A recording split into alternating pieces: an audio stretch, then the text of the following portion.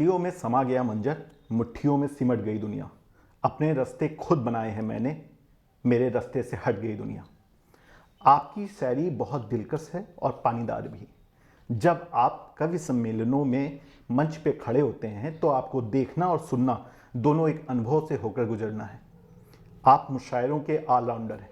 आपको किसी भी क्रम पे बल्लेबाजी के लिए भेजा जाए, आप मैच जिता के ही लौटते हैं।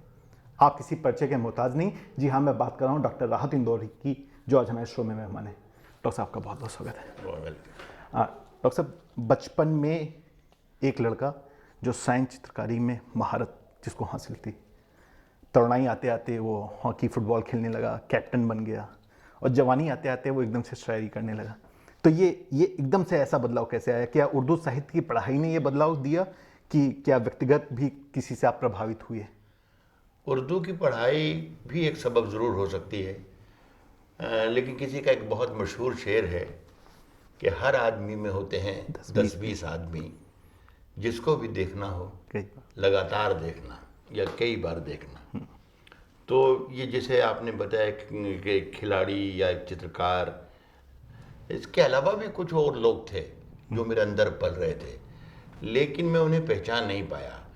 और बल्कि मैं अपने खिलाड़ियों को, अपने चित्रकार को, अपने शायर को भी नहीं पहचान पाया। होश आते आते मुझे लगा कि मेरे साथ कोई और हमजाद है और वो शायद पेंटर है। ये दोनों सफ़र करते रहे और जिस मोड़ पर आपने जिस मोड़ का सवाल पूछा है, वहाँ आते आते आते आते शायर जो था वो पेंटर को ओवरटेक कर गया और उसने ऐलान कर दिया कि जिंदा मैं हूँ, बाकी जितने भी थे वो तुम्हारे साथी बिछड़ चुके हैं। मुझे इस अमल में पता ही नहीं चला कि ये कब हुआ, कैसे हुआ, क्यों हुआ। लेकिन फिर जब होश आया तो मैं शायर था। कई बरस इसमें ही गुजर गए कि मैं शायर हूँ या नहीं हूँ, जो लिख रहा हूँ शायरी है भी या नहीं है। लेकिन फिर एक वक्त आया कि लोगों ने मुझे बताया, मेरे रीडर्स ने बताया, मेरे सामाईन ने, श्रोताओं ने बताया कि जो कुछ है यही शायरी है। और अब ज़िंदगी मेरी शायरी बन गई। राज साहब, आज आप जहाँ जाते हैं, बड़े बड़े देशों में लोग रातें गुजार गुजार के आपका इंतज़ार करते हैं कि कब आप पढ़ने आए। कभी ऐसा टाइम था कि आप अपने अब्बा हुजूर का वेट करते थे कि वो मिल से लौट के आएँ? आपकी रातें गुजरती थी। इन दो इंतज़ारों के बीच में एक लंबा संघर्ष आपने किया है, एक आधी ज़िंदगी गुजारी है। कैसे देखते हैं अपने बचपन को? यकीनन देखिए, आमतौर पर ये कहा जाता है कि पहला मदरसा, पहला स्कूल, पहली पाठशाला माँ की गोद होती है, माँ का साथ होता है। लेकिन मेरी ज़िंदगी को जब मैं पढ़ता हूँ तो ऐसा लगता है कि मेरी पहली पाठशाला मेरे फादर थे, कि उनसे वक्त की पाबंदी, पढ़ना, हर काम को कितनी लगन और सूझबूझ से करना, ये मेरा ख्याल है मैंने उनसे ही सीखा, जिसे मैं अब तक कोशिश करता हूँ कि मैं अब तक अपनी ज़िंदगी का एक अहम हिस्सा बना के रखूँ, उसे फॉलो करूँ और कर रहा हूँ।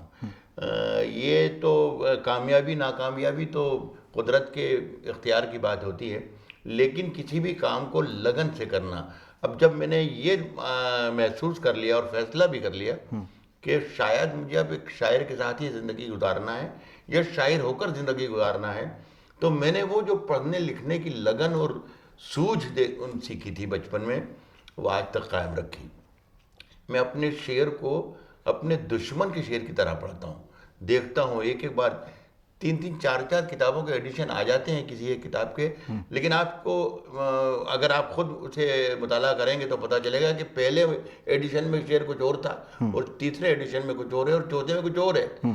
यानी जो शेर मैंने 30 साल पहले, 40 साल पहले कहकर सारे देश को, सारी दुनिया को सुनाया था और लोगों ने पसंद किया था, उसे मैं आज तक कोशिश करता हूँ कि यार ये कुछ और हो जाए, कुछ और बदल दें, शायद ये एक जीना चढ़ जाए, शायद 2 जीने चढ़ जाए। तो ये शायद उसी इंतज़ार का नतीजा था जो आज मुझे मतलब ज़िंदगी के सामने आईना बन के आया है। राज साहब, यूट्यूब पे एक क्लिप है वसीम बरेलवी साहब की। वसीम बरेलवी साहब का जिक्र इसलिए कर रहा हूँ चूँकि मेरे प्रश्न का बुनियाद है वो। तो उसमें वो शेर पढ़ते हैं, मुझे लगता है 25 से 30 साल पुरानी वो क्लिप है, जिसमें वो कहते हैं कि गरीब लहरों पर पहरे बिठाए जाते हैं, समंदर की कोई तलाशी नहीं लेता। जब वो 30 साल पहले ये शेर बोल रहे होते हैं तो बहुत कम तालियां पड़ती है। अभी जश्न रेख्ता ने अभी एक वीडियो अपलोड किया जिसमें वसीम बरेलवी साहब वही शेर पढ़ रहे हैं और पूरे लोग खड़े होकर तालियां बजा रहे हैं। तो क्या बड़े शायर को लोग ज़्यादा गंभीरता से लेते हैं नहीं, इस कहानी को आपने कुछ अलग तरीके से समझा। इस शेर को जब 30 साल पहले पढ़ते थे, वो मैंने 30 साल पहले भी पढ़ा सुना है और आज भी सुना है। मैं रेख्ता में भी उनका सुन लिया सब शेर मैंने। बहुत अच्छा शायर भी हैं वो और बहुत अच्छा शेर भी है ये। लेकिन कोई शेर किसी खास वक्त में, किसी अहद में, किसी खास घटना से, किसी हादसे से जुड़ जाता है तो उसकी कीमत बढ़ जाती है। ये शेर उस वक्त भी बहुत अच्छा था जब कोई घटना या हमारे आगे पीछे कोई कहानी नहीं थी। आज कहानी है तो भी अच्छा है, लेकिन आज चूंकि ये शेर जिस कॉन्टेक्स्ट में पढ़ा उन्होंने जी वो नोटबंदी के बाद। लोगों ने उसको उसमें नोटिस किया। बल्कि इस शेर की तारीफ यूं भी आप कर सकते हैं कि शायर अपने पीछे, अपने आगे, अपने तमाम ये तीनों अहद का आईनादार होता है। और वो जो अपनी आने वाले ज़माने की भविष्यवाणी भी करता है, गुजरे हुए ज़माने की कहानी भी सुनाता है और आज के अहद को, इस दौर को लिखता भी है। वसीम साहब का शेर 30 साल भी बड़ा था, पहले भी बड़ा था और आज भी बड़ा है। राजा साहब, साहित्य में पुरस्कारों की उपयोगिता, सार्थकता को कैसे देख रहे हैं आप? देखिए, साहित्य में अभी बहुत ये भी घटनाएं हुई तो ये ज़्यादा ताज़ा हो गया सवाल। लेकिन इनाम किसी सिर्फ हुकूमत का, ये सरकार का या किसी वज़ीर की तरफ से नहीं होता है, बल्कि आवाम की तरफ से होता है। तो अगर आप किसी, ये बिल्कुल ज़ाती जिन लोगों ने के साथ ये सवाल जुड़ा हुआ है, उन लोगों की ज़ुबानी तो मैं नहीं बोल रहा हूँ, मैं अपने तौर पर बोल रहा हूँ। हो सकता है कि ये उनके लिए सच हो या ना हो, लेकिन मेरे नज़दीक सच है। इसलिए कि इनाम में जज्बा सिर्फ सरकारी या हुकूमतों का या पार्टियों का या सियासत का नहीं होता है, बल्कि अवाम का भी होता है, अवाम का भी जज्बा शामिल होता है।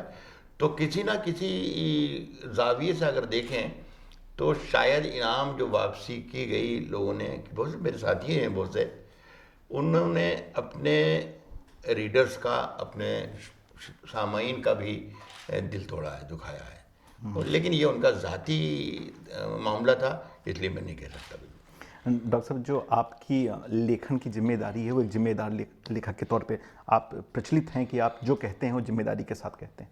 तो क्या ये उर्दू अध्यापक के तौर पे अपनी सेवाएं देने की वजह से आपके अंदर जिम्मेदारी आई कि आप शुरुआत से ऐसे रहें कि जो भी कहा जाए वो ऐसा हो कि अमर हो? नहीं, अच्छा पढ़ने का शौक़ और अच्छा सुनने का शौक़ ज़िंदगी में अच्छा करने का सबक देकर गया। तो अब ये हुआ कि एक मेरी ज़िंदगी की सबसे बड़ी कमज़ोरी हुई और अब तक है, वो है मिर्ज़ा गालिब, एक उर्दू के बड़े शायर, अजीम शायर, जो अपने अहद में नहीं पहचाने गए। 200 बरस बाद जाके ऐलान किया सारी दुनिया ने कि इससे बड़ा कोई शायर ही नहीं हुआ है। तो मैं आज भी हमारे यहाँ पर हिंदुस्तान में तो यहाँ तक लिख दिया गया कि हिंदुस्तान में 2 बड़ी मुक़द्दस किताबें हैं, पवित्र किताबें और अजीम किताबें हैं। एक तो वेद और दूसरा दीवान गालिब। तो मैं हैरत में पड़ जाता था कि यार ये क्या इसके पीछे है। तो अब 50 साल से ज़्यादा उन्हें मेरे मुताले में हैं वो। 70 बरस की मेरी उम्र हो गई। आज भी दीवान गालिब जब मैं अपने रेक से निकाल के खोलता हूँ तो चाहे 1 महीने में खोलूँ, कभी 2 महीने में खोलूँ, कभी 10 महीने में खोलूँ, कभी साल भर में खोलूँ, कोई ना कोई नया शेर आ जाता है कि यार ये तो शेर हमारी नज़र से गुजरा ही नहीं था, और या इसका मतलब तो मैं कुछ और समझता, इसका मतलब तो कुछ और है, वगैरह वगैरह। यानी इस तरीके की अच्छा पढ़ने की जो ललक और वो रही, लगाव रहा, लगन रहा, वो अपने आप को पॉलिश करने में बहुत मदद करता है। और आज भी मैं वही करता हूँ, अपने आप को वाँचता रहता हूँ, समझता रहता हूँ, सुनता रहता हूँ खुद भी। राजा साहब, आपने फिल्मों के लिए इतना ज़्यादा लिखा है, फिर भी आप देखें हिंदी गीतकारों के बजाय उर्दू शायर ज़्यादा लोकप्रिय हुए हिंदी फिल्मों में। क्या आपको ऐसा लगता है? नहीं, मैं ये उर्दू और हिंदी का मेरा ख्याल है ये यहाँ पर जिक्र नहीं अच्छा है। बल्कि मैं तो ये कह रहा हूँ कि हिंदुस्तान में जिस ज़बान में आप मुझसे फ़िलहाल बात कर रहे हैं यही उर्दू है, और मैं जिस ज़बान में आपको जवाब दे रहा हूँ ये भी उर्दू है। 70 बरस पहले हिंदुस्तान में जो उर्दू थी वो कहीं ईरान वगैरह से मुग़ल लेकर आ गए थे, जो ओढ़े हुए थे अरबी, फ़ारसी और दीगर कई ज़ुबानें ओढ़कर वो यहाँ पर हिंदुस्तान में आई और हिंदुस्तान में इस्टेब्लिश्ड हुई। लेकिन पिछले 70 बरस के बाद वो उर्दू जो मुग़ल अपने साथ लेकर आए थे वो कराची चली गई और उसकी जगह पर जो फारसी थी, उसकी जगह पर जो अरबी थी, उसकी जगह पर जो लातीनी थी, उसकी जगह पर जो इब्रानी थी, उसकी जगह पर कहीं गुजराती आ गई, कहीं मराठी आ गई, कहीं राजस्थानी आ गई, कहीं पंजाबी आ गई। तो ये जो ज़ुबान हुई, तो ये हिंदुस्तान की ज़ुबान हो गई। असली हिंदुस्तान में जो हिंदुस्तानी, मेरा ख्याल है उर्दू का नाम ही हिंदुस्तानी रख देना चाहिए। उर्दू मेरा ख्याल है हमारे पास अब बची नहीं है। ना उर्दू में कोई बोलता है, ना उर्दू में कोई सुनता है, ना उर्दू में कोई कहता है। फिल्मों का जहाँ तक मामला है कि एक आवाम की ज़ुबान जो हम बोल रहे हैं, जैसा मैंने आपसे कहा कि ये उर्दू नहीं है, लेकिन आवाम की ज़ुबान वही है जो हम बोल रहे हैं, जो आप बोल रहे हैं या जो मैं बोल रहा हूँ। तो वो चीज़ सीधे कानों पर असर करती है। हिंदी वालों की तरफ ऐसा नहीं कि हिंदी लिखने वाले फिल्मों में नहीं गए, बहुत अच्छे और बहुत बड़े गीतकार, बहुत शैलेंद्र जैसा राइटर वहाँ पर थे जिसने बड़े गीत लिखे। इंदिवर साहब थे जिन्होंने बड़े गीत, नीरज जी जो थे, इन्होंने जो कुछ भी लिखा वो अमिट है, वो कभी ख़त्म नहीं होने वाला है। लेकिन बहुत अफसोस के साथ कहना पड़ता है, मैं खुद भी, मेरा ताल्लुक़ रहा, कुछ फिल्में मैंने लिखी और जिसमें काफ़ी फिल्में गोल्डन जुबली और super duper hit, musically hit भी हुई। लेकिन अब मुझे ऐसा लगता है कि जैसे हिंदी सिनेमा में अब शब्द की कोई ज़रूरत रही नहीं, शब्द मर चुका है वहाँ पर। किसी ज़माने में जब हिंदी सिनेमा में एक गीत आता था तो उस कहानी का एक हिस्सा होता था, कहानी के साथ साथ गीत चलता था।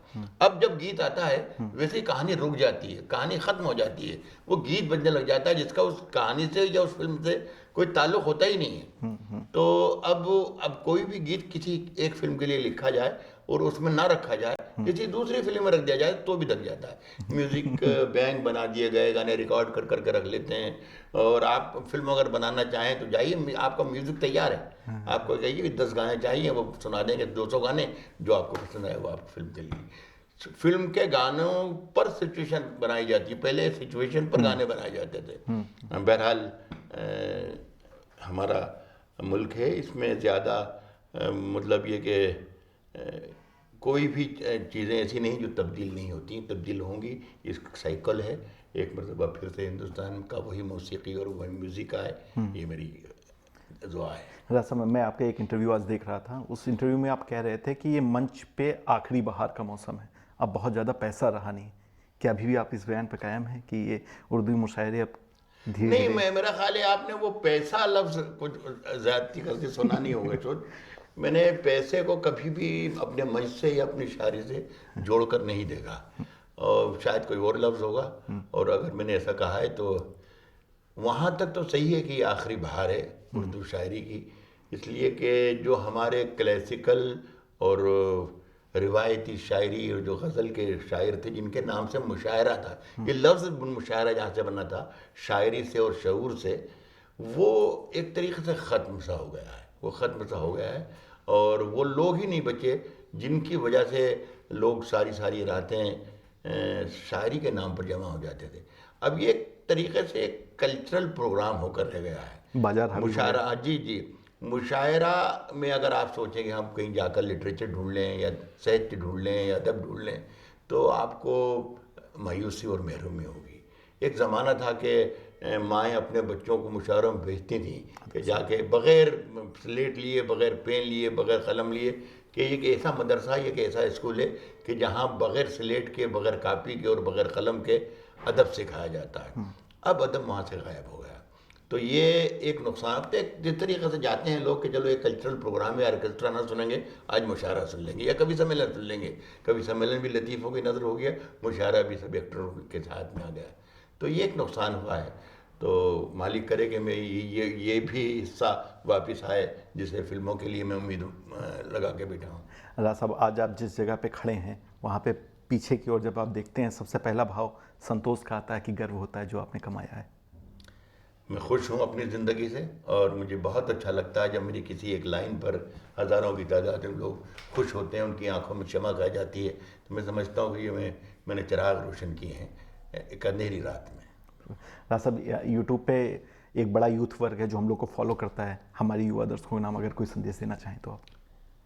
मैं यही कहूँगा, मुझे बहुत खुशी होती है, और ये आपने अच्छी बात भी कही कि मैं उनसे मुखातिब हो जाऊँ। मैं ये सुनता आया था, या मेरे सीनियर्स कहते थे, या मुझे किसी ने पढ़ाया भी था कि जैसे जैसे साइंस और इंटरनेट और ये तरक्की करता जाएगा, आगे बढ़ता जाएगा, वैसे वैसे अदब और लिटरेचर पीछे आ जाएंगे, पीछे आता जाएगा। लेकिन अब मैं IITs में जाता हूँ, इंजीनियरिंग कॉलेजेस में जाता हूँ, मेडिकल कॉलेजेस में जाता हूँ, और हज़ारों की तादाद में बच्चे और यूथ जो शायरी को पसंद करते हैं, कविता को पसंद करते हैं, गज़ल को पसंद करते हैं। तो मुझे खुशी होती है कि ये जो मैं सुनता आया था, या जो मेरे दिमाग में जिन्होंने ये बोया था, ये शायद गलत था। और मुझे बहुत खुशी होती है कि एक पूरा बहुत बड़ा ग्रुप, हज़ारों की तादाद में बच्चे शायरी की तरफ आ रहे हैं। तो मैं उनकी तरक्कियों की, उनकी कामयाबियों की दुआएं करता हूँ, और 2 लाइनें उन्हें सुनाना चाहता हूँ कि तूफ़ानों से आँख मिलाओ, सैलाबों पर वार करो। तूफ़ानों से आँख मिलाओ, सैलाबों पर वार करो, मल्लाहों का चक्कर छोड़ो, तैर के दरिया पार करो। बहुत बहुत शुक्रिया। राज साहब, आप हमेशा स्वस्थ रहें और हम लोगों को जीवन जीने की सकारात्मकता देते रहें, और जब भी लखनऊ आए हम लोग से हंसे, बहुत बहुत खुले शुक्रिया, मिले। बहुत शुक्रिया। आप आए, बहुत बहुत आपका शुक्रिया, धन्यवाद।